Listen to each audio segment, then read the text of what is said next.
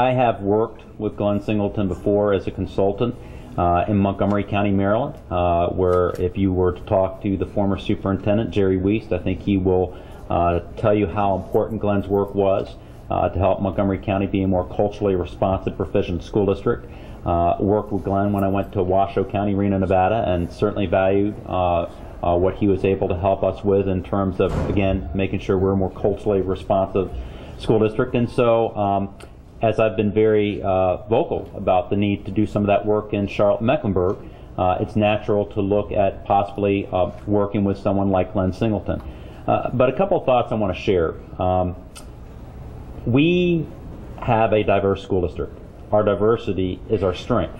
And so what I believe is the responsibility of our school district, if we are going to be about every child every day for a better tomorrow, is that we meet the unique needs of our students. We have to meet them where they are, take them where they need to be.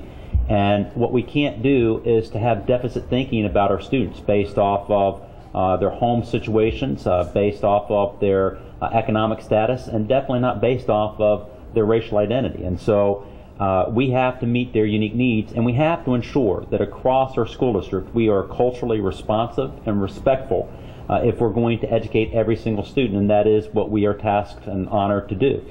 And so what's different than many other organizations or many other leaders that might say they believe that there has to be a courageous conversation around race and expectations is it's different in a school district. And so what we want to make sure in Charlotte-Mecklenburg schools is as we start this work, and we don't have the plan done yet, we're talking about what that would look like. We have several task forces that are going to help give us guidance to that. But what we know as an end result is we want to be able to ensure our families and our students and parents that we are culturally responsive and respectful in the way we go about our business and the way we instruct our students, and to ensure that that happens each and every day in every classroom and every school and every department in our school district.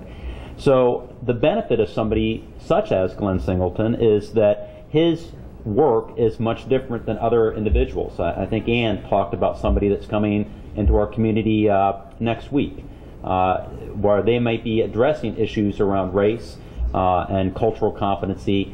Glenn's expertise is as a teacher, as a person who's worked in higher education and school district. His focus is on how to enhance educational opportunities.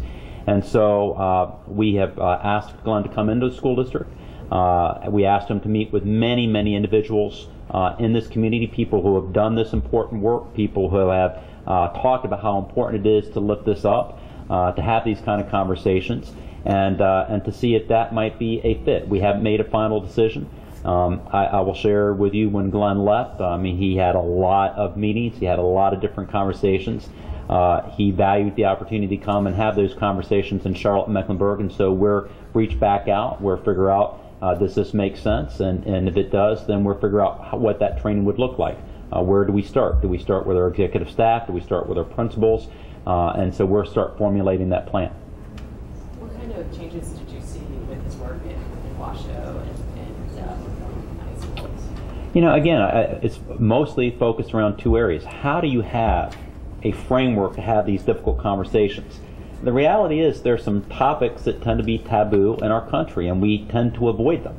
We can't avoid having conversations around race, expectations, and cultural proficiency in Charlotte-Mecklenburg schools or in any school district. And so what Glenn helped with was giving us a framework for how to have those difficult conversations, how to have them well, how to have them with a level of agreements where you weren't always going to resolve the conversation, that you have to learn how to speak your truth, but that ultimately you continue to have these conversations to resolve challenges and barriers that get in the way of students to learn.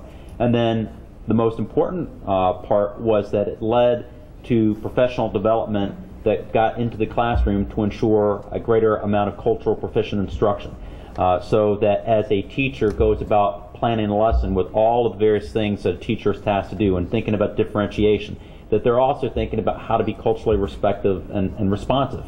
And so to be able to actually go into our classrooms, have a framework so that amongst many things that we're looking at for quality in the classroom, that was one of the things that we could look for and be able to actually benchmark. Those are two of the most important things that I really valued in his work.